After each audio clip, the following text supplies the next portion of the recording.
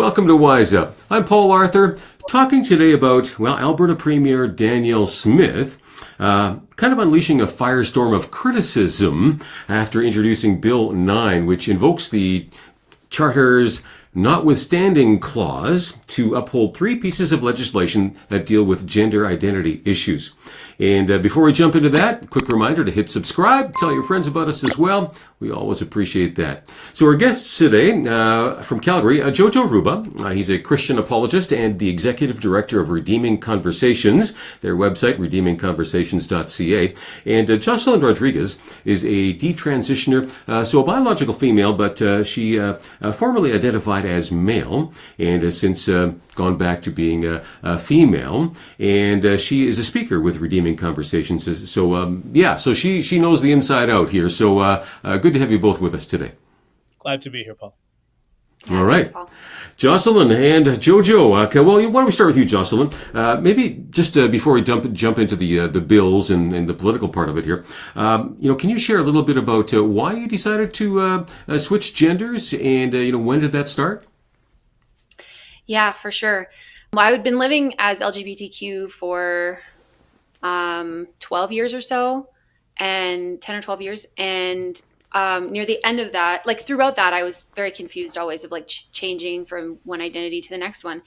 But then as that sort of progressed and I still was kind of like, I don't know who I am. I'm confused. I don't know what's going on. And then I was presented with this notion of like they, them pronouns and just all this alternative understanding of things. And at first I thought that's kind of not even grammatically correct. What's that about? But then I thought about it further and I thought, well, maybe this actually aligns to who I am because I've never really felt super feminine. And I've kind of always been, more of a, tomboy to an extent. And so I thought, okay, maybe this actually really explains who I am. And it was also right on the cusp of having a pretty significant life altering decision, which was to be pregnant. And then I got pregnant and then I ended up having an abortion. And that's a whole other story of the wreckage that ensued from that and the healing from the Lord. But looking at that, it was around that same time that I really started to distance myself from my femininity. And I hadn't considered it at the time, but looking back, I think that played a big role because obviously my capacity to bear life would have been very connected to my femininity. And that was a significant trauma that I had just undergone. But I do think there was other variables at play. There's so much at play and everyone's situation is very different. But I know that I would start to have thoughts as well of like, well, I remember cutting my hair short in junior high and I kind of looked like a boy and I liked that. And maybe I should go back to that. And just little ideas here and there that would like pop in my mind. And I thought, is this who I am? And I was living in Vancouver at the time, but I'd moved to Toronto and I had connected with a group, FTM, female to male, and they had a support group and we met every week. And it had people from all across the different stages of transition. So some people had been on hormones for years and they were like in their 50s and others had, like me was just kind of coming to figure out like, is this who I am? Like, what's this about? Different people, some had top surgery, some hadn't, and all of that. And so I went there just really trying to figure out like, is this who I am? Like, I really didn't know who I was. I just knew that I didn't really feel comfortable all the time with who I was. I just felt awkward. I didn't feel like I belonged. I had a lot of brokenness inside from just, a lot of stuff in my life. And so this really just drew me, I guess, as an opportunity to kind of explore, maybe this will be the thing that helps me feel better and belong and be who I am. And so I just sort of bit by bit, because it's never all at once, it's bit by bit, kind of, okay, I'm gonna include they them pronouns. Okay.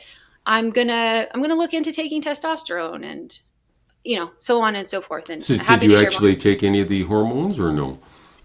Well, so thankfully I didn't end up taking the testosterone, but I met with my doctor to talk about it. And I had a very like trans affirming progressive doctor. I purposely got her because I wanted someone who would respect my pronouns. And thankfully she did actually share with me that there are health risks associated with testosterone. Now, she didn't go into like massive detail, but she did share briefly. And the other thing that really stood out was that she said that you can't control what the testosterone is going to do in your body. So while most biological women would want particular traits and characteristics that would come from taking the testosterone, like a more chiseled jaw or like facial hair. You can't actually control what it's going to do. And so it could end up promoting hair growth in places you didn't want it, and hair loss. You see a lot of trans identifying men who are balding because that's what testosterone does in the body. And so, when presented with all of this, I was like, okay, man, I don't know. And I was really torn about it though, because I was like, I feel like this is who I am and what I need to do to become more of who I am. But a big thing too was that I sing, and testosterone permanently alters and thickens the vocal cords of a biological female, so that even if in the future I went off of it, that would be a permanent change. And so I was really conflicted because I thought, well, what if it ruins my voice and I can't keep singing? And I was really struggling with that because I felt like I had to deny a part of myself, and it felt like a lose-lose. And I spent a lot of time in tears and just thinking and like struggling with like, what do I do? Like, should I just take the testosterone? Like, what do I do? And the same happened as well with top surgery, because I had talked to my doctor about that as well. And I knew there was a long wait list. So I had asked to get put on the wait list. And at that time I wasn't 100% sure, but I figured, you know what, it's like a 5-year wait list. By the time 5 years comes, I'll probably be sure. I ended up getting approved in 2020. And at that point, I still wasn't 100% sure. I met with someone over Zoom, because now it was like COVID times. And I did let this person know, who was also a trans identifying person. I said, you know what, I'm just not sure, because like, what if I want to breastfeed and it's so permanent? Like, how do I know? I don't fully know. And I'd heard a lot of people in that group I mentioned that I was part of say that, I wasn't sure, but I'm so glad I did it. It's the best thing I ever did. Like, really encouraging to do it. And I'm so glad. And I give credit to God. I believe that was his hand on my life that really kept me in this sort of state where I was convicted that unless I was 100% certain, I couldn't do it. And at the time I was upset with myself, because I was like, I'd have these inner mental battles of like, oh, Jocelynn, come on. Just like, if you just did it, then you would be like able to play soccer like the guys, and you wouldn't have to like, be worried about this or that, or, what are all these little incidents. But I just couldn't, I just wasn't sure, because it was so permanent. And so I'm of course thankful now that I didn't go ahead with it, but it feels like I came very close to it. And to look back at that, it's frightening as I see now a lot of the repercussions that come from that, and, permanent effects. So. Yeah, right. It is kind of permanent, isn't it, when you get, a mastectomy? So, Yeah. wow. Now, I guess looking back now, what was it that caused you to start to lean the other way? Yeah, that was Jesus. Oh, okay. So that was more of a spiritual thing then. Okay. It was all Jesus. Well, yeah, because I ended up coming to faith in October 2021. Mm-hmm. I was otherwise in the New Age and in so many deep, dark, confusing things, looking for truth, looking for healing, Mm-hmm. but not finding it in those places. And Jesus was the last place I would have thought I would be, because I wanted nothing to do with Christianity. I was like, no, that is used to control people. I was hardcore feminist. I was like, no, I don't want any of this. But yeah, no, Jesus had other plans. And so I just, yeah, it's it's a larger story, but I came to faith in Christ. And in that moment of realizing that like God is who he says he is, I had such clarity that, everything else that I've been doing was a counterfeit, and that God's design is good. And he really started to speak into that, like, hey, I actually created you a woman, and that's a good thing. And Okay, so people might be watching and saying, okay, well, which place? So obviously there was confusion as you're describing as to what gender you would fit into, and lack of peace, always this wrestling. So are you at a place now where you're no longer wrestling, or is there still confusion from time to time as to am I male, am I female? So where are you at in all of that? yeah, no longer confused. Okay. God is not a God of confusion. The enemy is the confusing one. He brings the confusion. I had clarity from the Lord, and like I say, he was speaking into me. Like it wasn't anything anyone said that like, okay, well, if you're going to be Christian now, you got to do this. It was the work of the Holy Spirit in my life, and giving me the mind of Christ, and renewing my mind, and showing me that like, you are created a woman, and that's a good thing. And, Okay. I would log on to Zoom and stuff, and I would see my name, and I was using they, them pronouns. And I just felt like, no, that's not who I am. And Hmm. I just went back to Okay. she, her. And I think from the outside, it might've seemed like a very dramatic change. And yet internally, it was just natural and easy because I feel like now I understood that my identity was in Christ. It wasn't in anything of the world. It wasn't in my feelings. It wasn't in even my body. That's not my identity. Like, I am a woman and God created me and that is who I am. But who I really am is a daughter of the Most High God and a child of God. And in the light and presence of Jesus and who he is and who I am in him, all these other identities that I had clung to so fiercely no longer mattered because Hmm. I saw the truth for what they were, which were just counterfeits in an attempt to belong, in Yeah. an attempt to um, figure out who I was. But yeah, who we are is made by God. Yeah, I think each human being wrestles with that at some point in their life. Who am I? Why am I here? What's my purpose? We want to find peace, a sense of belonging, of being valued, all those things. We want to be loved and accepted, right? And when you don't find it, then you start sometimes going on a search, like you were there as well. All right. Well, why don't we'll probably come back to some of what you're just talking about here as well. And I'm hoping there's people watching who are walking, through some of these confusing questions themselves right now. And I hope we can give them some help, some answers on the way here.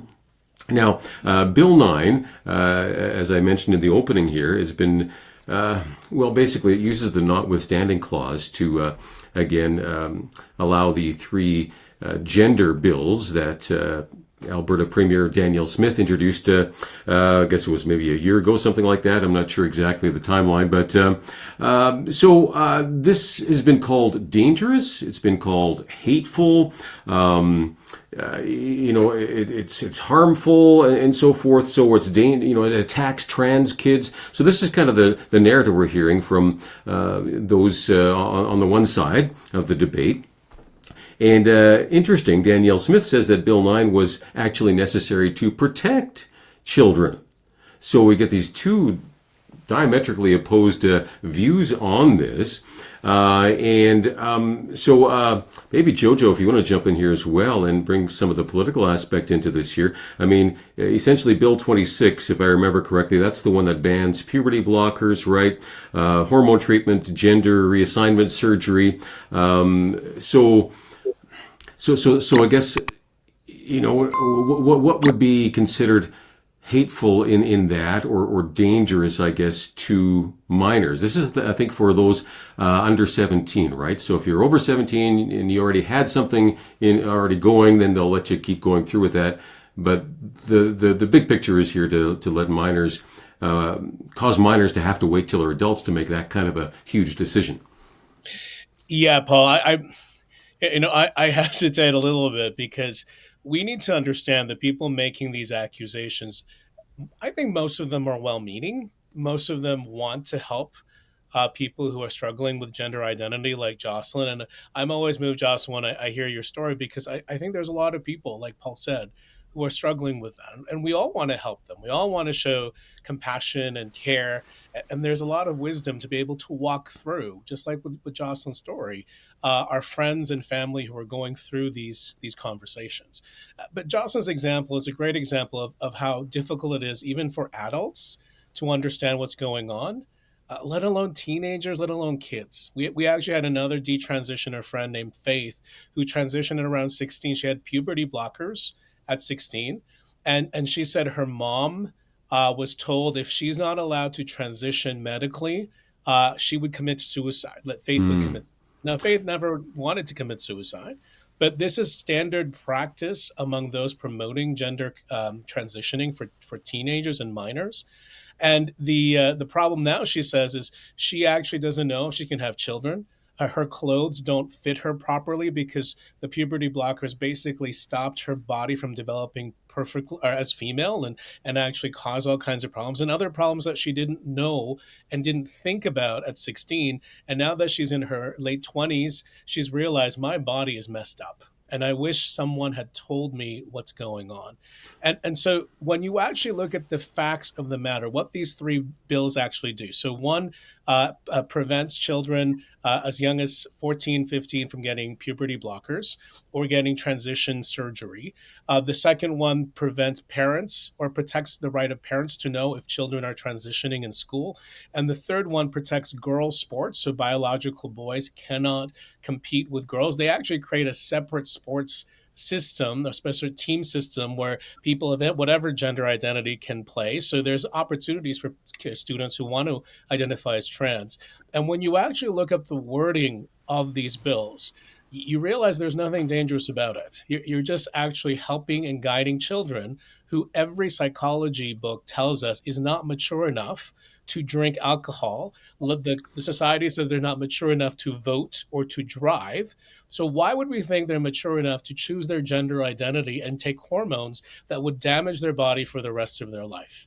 Right? It's common sense legislation that even New Zealand, a very liberal country like New Zealand, countries like Norway and Sweden have also passed similar legislation. So the tide is turning, and it's actually, I would argue, dangerous to not do this. I would flat out agree with that assessment right there. This is not rocket science. I'm sorry. Again, I know the Cass report is somewhat controversial, I suppose, although I'm not sure why.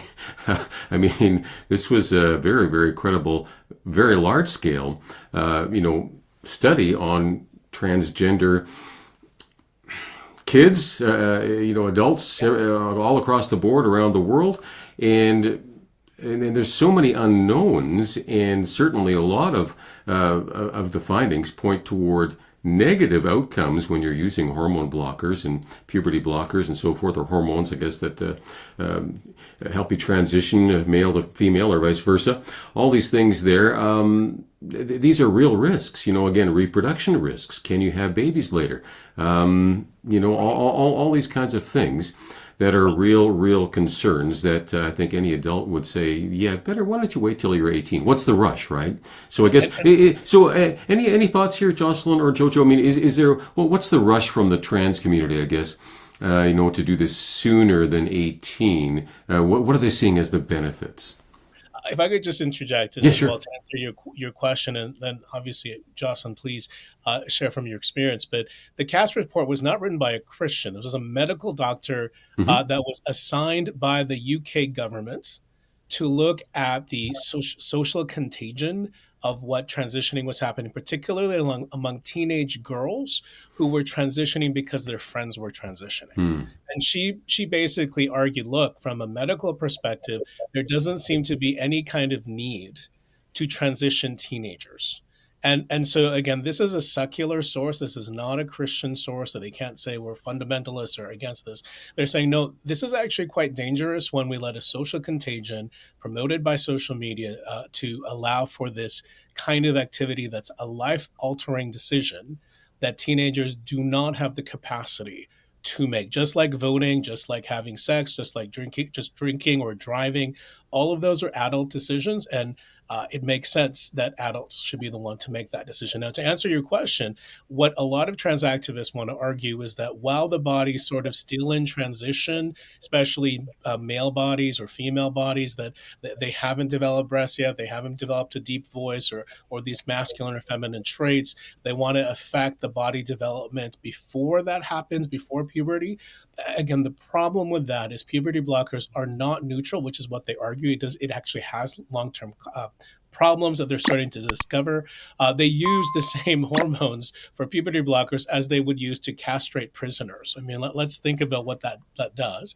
Yeah. And then the other thing is, a male or female body is still a male or female body, even if it doesn't go through puberty. There's still all kinds of things, including your brain, that develop specifically as male or female, that hormones, puberty blockers, and physical alterations of your body will not change. And let's hope they don't ever go down that road where they start to try to rewire a brain to be, the opposite gender. Jocelynn, your thoughts on that? Well, I mean, you just mentioned rewiring the brain, and it made me think of something I'd heard recently, which was because kids are using so much technology, their brains are being wired by technology as opposed to what they would usually do, grow up with mom and dad and get feedback as a boy who's interacting with dad and as a boy interacting with mom. and understanding their gender from that perspective, and who, who they're already created to be, and growing into that.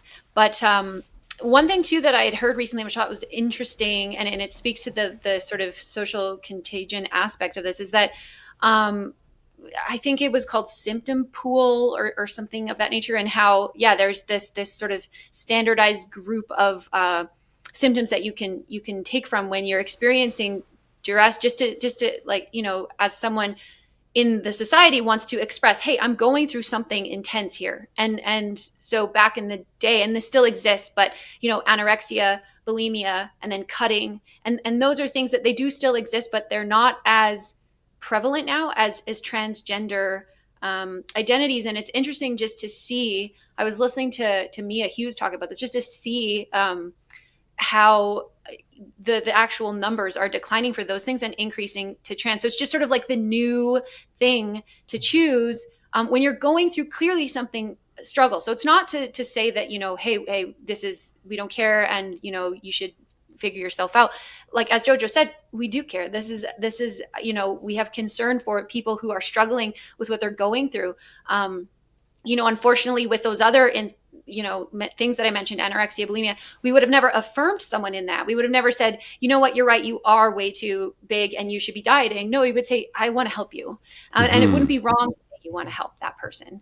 And so I think that is the struggle now, because it's just arbitrarily affirmed without question. And one thing I had heard as well is that, and we know this to be true. Like, I think about myself when I was in junior high. Oh man, I was awkward. I didn't know who I was. None of us do. That's what puberty is about. But then you have the internet, as Jojo was mentioning, presenting you with, hey, do you feel weird? It could be because this. It could be because this. And now you're presented with this alluring thing because you want that distress to go away. But that distress usually does go away with time, especially once puberty completes and you kind of settle back into who you are.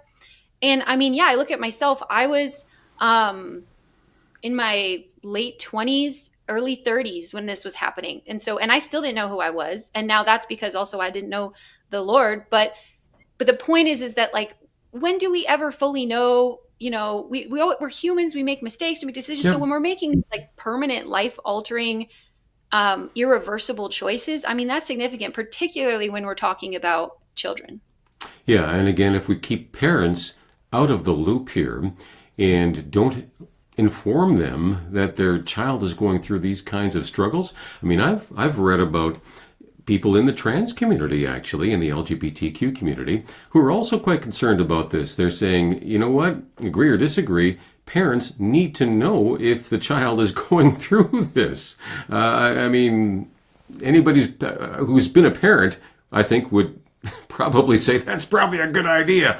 And I guess the concern is that if you out the child, that, if you have a right-wing, parent, that they're going to go ballistic on the child, and some sort of, physical or mental, emotional abuse could occur. And I suppose that's in the realm of possibility, and it probably does happen sometimes. But generally speaking, I haven't seen any huge stats on that. I think probably the opposite. I don't know. Do you have any stats on that at all, guys? Well, I would simply add, Paul, that there are already laws against child abuse of any kind. There are already laws about harming your child because of whatever reason. Your legal responsibilities as a parent to take care and love that child is already in place, whether or not these laws were in place. So for people to argue, if a parent finds out their child is trans, they're going to beat up the child, is actually a very bigoted statement, often based on hatred towards Christians and those who disagree with them. And that's part of the challenge here too, that they define hate as disagreement. They define harm as hurting someone's feelings. Again, if someone physically harms someone or damages a child or psychologically harms a child because they come out as trans, that's wrong. We should all oppose that. But there are already things in place for us to put or to enforce that kind of law. We do not have to create a legislation that intentionally prevents parents from knowing the fundamental life-changing actions or choices that the child is making. We had a situation here in Calgary a few years ago. I've talked to her. You can find her YouTube video. We can share that with you, where she actually tried to commit suicide because she was living as a boy at school. And this is like a 14-year-old girl. She's living as a boy at school and a girl at home. And when her parents finally found out, because she had attempted to kill herself. So the opposite is also happening. And this kind of legislation, this protection that Premier Smith is putting on, is going to save people's lives in a practical way. What the other side is actually asking is to create a situation where parents are not involved and in actually risking these children's lives. There was another situation here in Alberta where a teacher, without the parents' knowledge, had brought their son at school from school to a sex party or sex convention, and they were given a pamphlet promoting sexuality. I think this, again, was a young teenager. Again, the parents only found out after the fact. And that kind of practice would be made illegal. That's just, I mean, so the legislation, I would agree, I think, is going to be helpful, big picture. I'm running out of time here. I want to give Jocelynn a quick chance here to any thoughts, any message you'd want to share with somebody watching right now who's thinking about doing the transition that way, gender-wise, or is maybe thinking of switching back to their biological self? Well, I would say that I'm always available to chat. So if someone did want to specifically chat with me, I'd be happy to do that. But generally speaking, there's no rush. You don't have to rush into anything. Like, this is a very serious decision. Like, that has significant consequences. And I know that, for a lot of my life, I didn't think about having kids. And most young people don't think about having kids. It's like, once you get older, you start to think, oh, maybe I want to start a family, right? And so there's these things that we're not always thinking about. And that even we might say, I would have said at 25, I don't know if I want kids. I don't think I do. And that I think very differently now today. And so we'll have to leave it there because of the clock. But yeah, those are super important things that you're pointing out here, Jocelynn. Thank you. And so people can email you then at redeemingconversations.ca and ask for help with this. That's what I'd really encourage people to do. Check it out, redeemingconversations.ca. Thank you so much for watching, folks. Don't forget to hit subscribe. God bless.